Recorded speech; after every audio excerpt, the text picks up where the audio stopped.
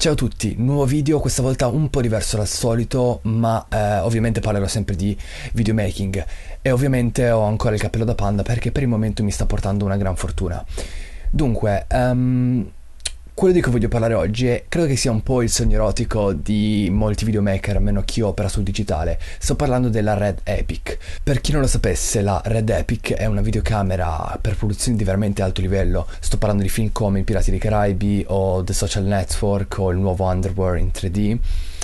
Ed essendo appunto una macchina di alto livello per altissimi budget, pensate che solo il corpo macchina costa circa $56.000, è sempre stato un po' un mistero. Intendo, è sempre stata usata dalle grandi produzioni hollywoodiane e mai da utenti che poi mandano il video su YouTube.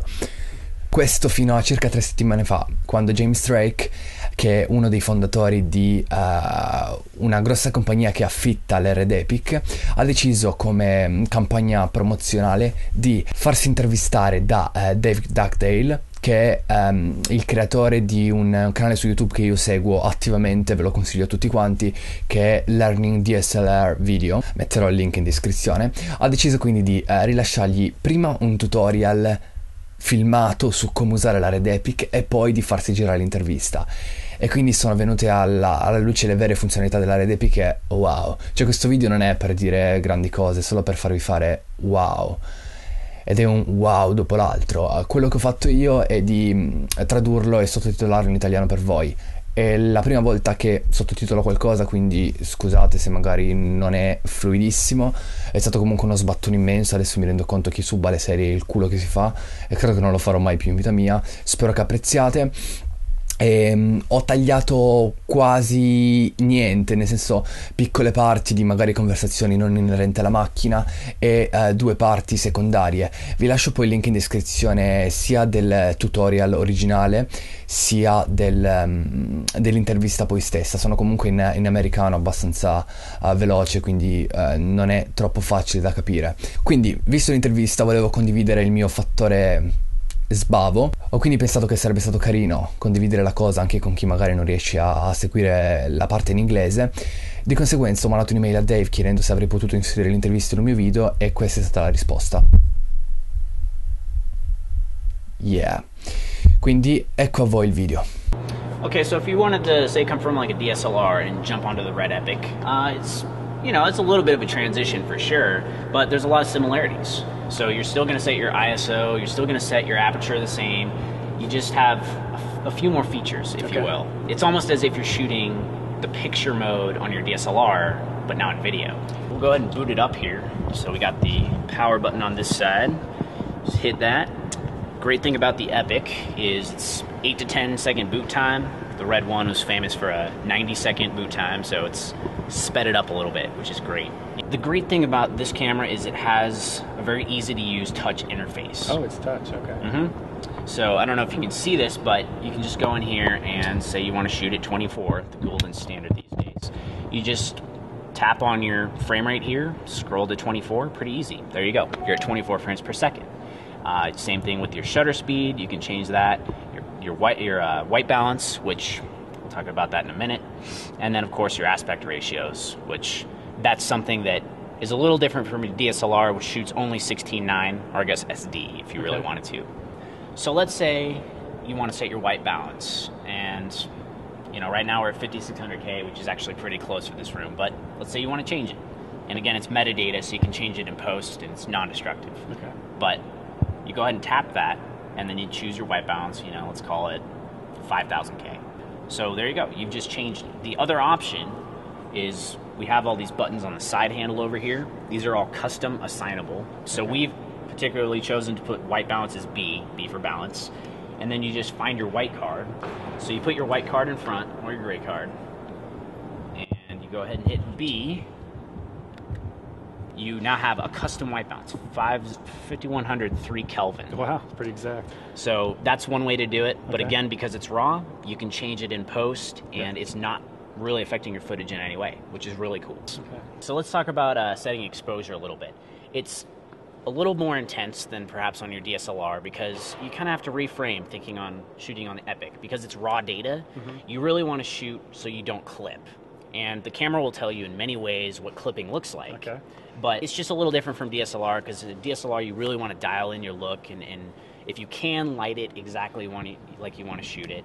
And you still, of course, want to light on this and still want to get your image looking great.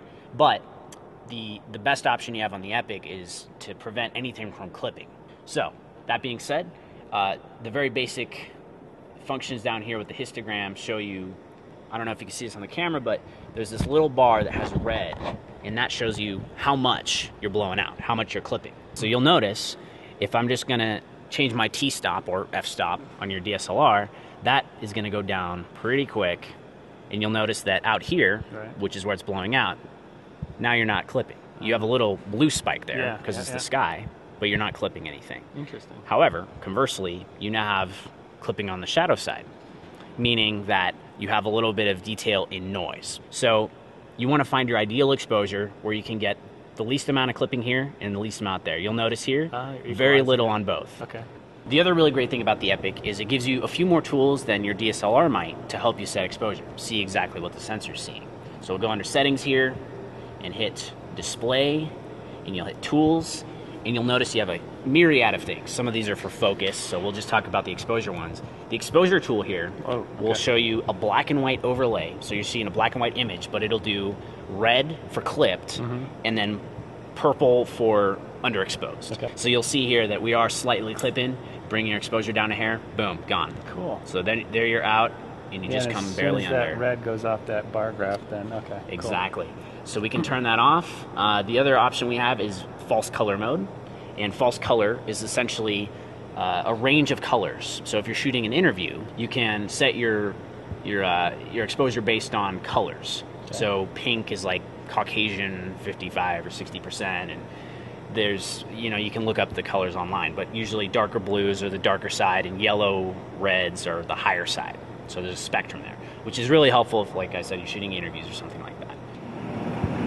On Canon DSLRs, you have your picture profiles. You can do a lot of the same stuff on the Epic. It actually gives you a lot more control, and those are called looks. And you can actually create looks on the computer in the Red Cine X program and import them into the camera. Or, if you're just on set and you have to adjust the contrast or saturation, you can do that pretty quickly by going into your look tab here. You got a myriad of options to work with, and you can just jump up your saturation. Oh, wow. You can mess with your contrast. You can do all kinds of stuff. You can shoot in black and white. Wow. Now, the cool thing about this is it's just metadata. So you can mess your settings up and make it look really bad, go back to the computer, reset it all to default, and then start from ground zero. That's cool. So this would be pretty much the case of the client is sitting at the monitor, you want to make it a little bit prettier for them. Sure. Yeah, you don't want them to see that really flat image. They'll be like, why am I paying attention? You crank up the contrast a little bit, add a little bit more saturation if you want. Sure. Okay. The Epic offers interchangeable lens mounts, and there's more being developed. But currently available, there's a titanium PL mount, an aluminum Canon mount, and a titanium Canon mount. And currently we have the PL mount on here. So if you want to set your aperture, you go ahead and do that right here on the lens. And it has the teeth, so if you wanted to, you could set up a rack aperture, if you will. However, if you switch to the titanium Canon mount or the aluminum Canon mount, stick it on here, you can control your aperture just like you would on a DSLR in the camera. And it also supports IS, autofocus, just like it would on your DSLR, except suddenly you're shooting at 5K resolution, which is pretty cool. Let's talk about focus for a second here. On your DSLR, you have your nice little 5x, 10x punch in, which is great. Yeah, you can do the same thing here. Again, these are custom assignable buttons. So if you want to focus here, we have our C button here set to 1:1. Okay. So you go ahead and hit C, focus on women up there. Okay. And now you're in 1:1. And with our follow focus up here, go ahead and set your focus. Boom. Clean. Okay. Hit it one more time. Back to normal. Okay. Okay, so right here you got a very expensive SD card. Okay. Well, it's actually an SSD. It's actually a drive, much like you'd fit in your MacBook. It's incredibly fast, writes up to 225 or 250 megabytes per second. Okay. Very cool. So the camera, your DSLR shoots about 44 megabit per second, H.264. This thing at its max settings will write 26.2 megabytes per frame. So you can burn through a 128 gig SSD in in just a few minutes Oh, at wow. 5K resolution at a high frame rate. Figo, eh? Tra l'altro tra le parti che non ho inserito c'è il fatto che quando poi vi andate a rivedere i video in playback, mentre ve li riguardate potete in touchscreen inserire delle bandierine in certi punti secondi. Queste bandierine vengono salvate poi nei metadati e quando lo importate sul programma di montaggio queste bandierine compaiono. Quindi magari voi filmate sulla scena, dite ah qui voglio poi inserire questo, per non dimenticarvi inserite la bandierina e quando siete in montaggio lo vedete. Figata.